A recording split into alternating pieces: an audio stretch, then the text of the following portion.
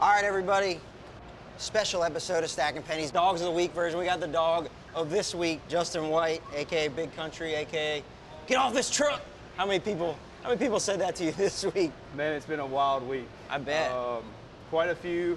We're just having fun, you know. So I had a lot of people reach out. A lot of people sent messages and memes and tags and posts, and it's crazy. What was the most surprising thing that you were on? Like, what caught you off guard the most? I would say Pat's show. Pat's show, yeah. Him. I mean, that's big time. You Yeah, know, oh, and, yeah. Obviously, your show, that was a really big one. Yeah, it's just a little bit overwhelming. You know, for a crew guy to have this kind of spotlight is pretty wild. Yeah, well, that's the thing about the job, right? Like, everybody thinks it's a normal job, but any given week you can end up on, Yep. you know, Sports Center. I tell them that, like, my bad days can turn into Sports Center. And you found that out this week. Thankfully, you did exactly what you went down there to do. But I wanted to get back to, like, so the 47 parks in your pit stall. Yep. He tells Randall, I'll be there after the race. So you guys knew after the race, I saw the line of people come, and you were in that. So, like, what was that conversation like? It was just, I mean, basically, they just wanted me to kind of go with Kyle, make sure everything was under control. And when we got down there, you know, it was just Ricky and Kyle and obviously the media. And then slowly but surely, I started seeing like blue shirts coming out of different locations, and I kind of thought to myself, uh-oh, we're kind of outnumbered here. So then, you know, all the exchange of the words, everyone heard that, and then after that, it just kind of happened really quickly. And I remember seeing my truck driver, and I thought, man, at that point, I knew they had Kyle kind of hemmed up on the side of the truck, and I was like, all right, anybody with a blue shirt, they have to go. Yeah. So we just, I don't know, it happened really fast, and it was an exciting moment, and looking back at, you know, crazy to think that it happened that quickly. Well, I think you did exactly what you were supposed to, because I think we remember back to 2014 with Brad and Jeff Gordon, and it just got out of control on pit road. Right. And I think what you did kind of stopped that from getting that way. But has there been any talk, like at our team, there was talk after that in 2014, like, hey, pick your guys, stay in the pit box unless we need something, and if we need something, it is just to de-escalate that. I heard you use that 100%. word. Yeah, my intentions was never to go and, you know, start a fight or be in a fist fight.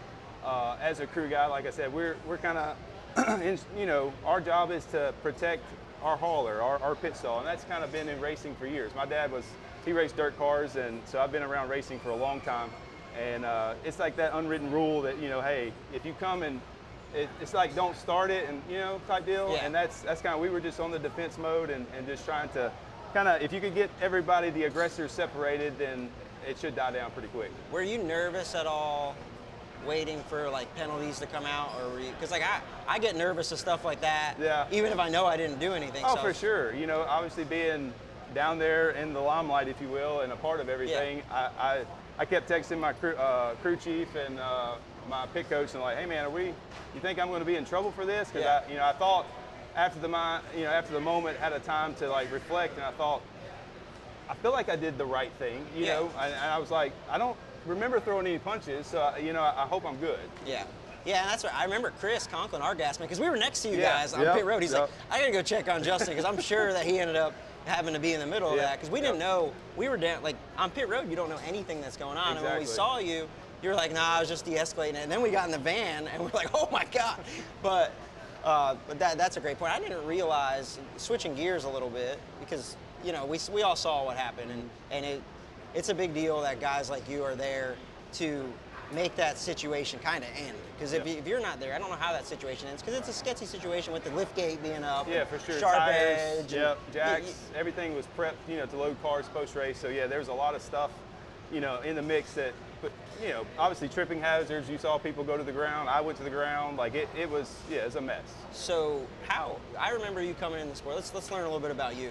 Because I remember you coming in the sport in 2011. It was a 2011 for the push competition. I mean, the first thing you ever did in racing was win the Pickery Challenge in Charlotte. And you played football in Tennessee. No. You didn't? You So I actually played basketball. Basketball. Yeah, I went to UT and got my master's degree there, and just had 1 year eligibility left. So Paul Swan asked me to ask you why you didn't play football. I remember that. I don't know. To be honest with you, like I played all three in high school, and you know, I just gravitated to basketball.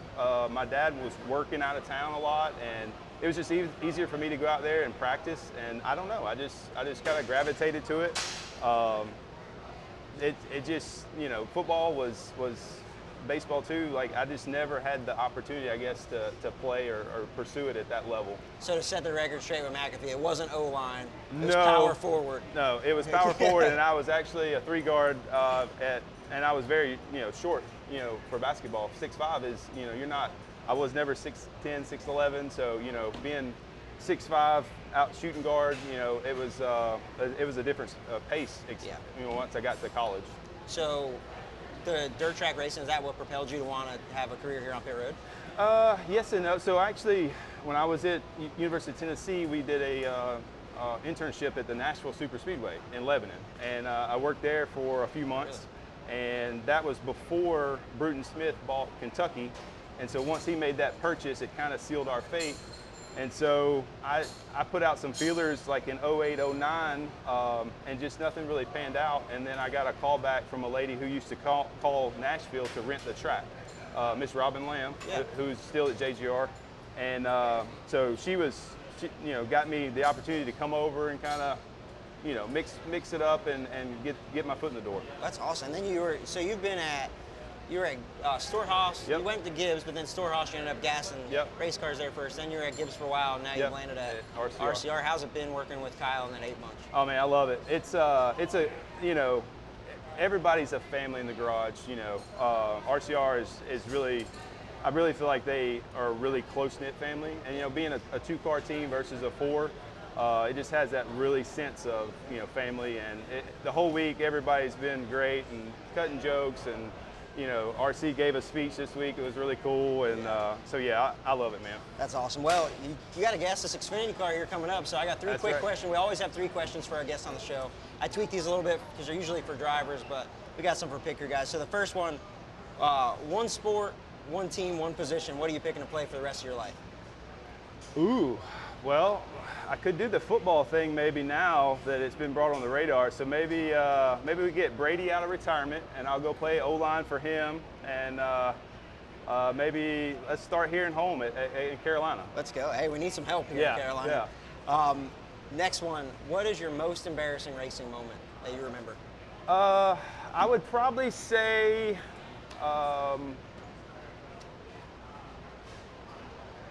Kansas 2015, we're in the chase, last pit stop of the race. We really needed to pack the car with fuel. I kind of got tangled up in the hose and stepped on my changer's foot as the car dropped, and I let the can go over the line with you know, got a penalty for it. And so that was, man, I felt about this big for, you know, the rest of that round of the chase. And unfortunately, we were able to get in the next week, but that was probably pretty embarrassing. I tell these guys, playoff racing ain't for the weak. Yep. It's for sure. Last one, switching gears, your favorite racing memory? I would probably say winning my first race at Dover, and that was with Tony Stewart, and you were there. I was on the team with you. I actually have a picture hanging in my office of that moment, and it was somebody captured as we were going into Victory Lane, and we gave Smoke a high five, and you were there, Cliff Daniels was there, Jeff Mindering, a lot of guys that, you know, are still in the sport, and it was a you know, your first win, right? The first we weren't supposed to win that race no, either. We won on 2 tires. Yep, exactly. Awesome. Yep. I see you got can somebody grab that shirt? Let's promote this shirt. So they've made a shirt. I bought one yesterday. Before we get out of here, where can I get the? Okay, so this if you go to sayIwon't.com, this is my buddy from Say I Won't has put this together for us, and just follow the link, and we're just gonna have fun with it, see where it goes. That's awesome. I got one. Make sure you go get one. Justin White, like to pull the curtain back and show these guys that make this go around. So good luck today. Absolutely, and buddy. This weekend. Thank you for having me. Thanks. All right.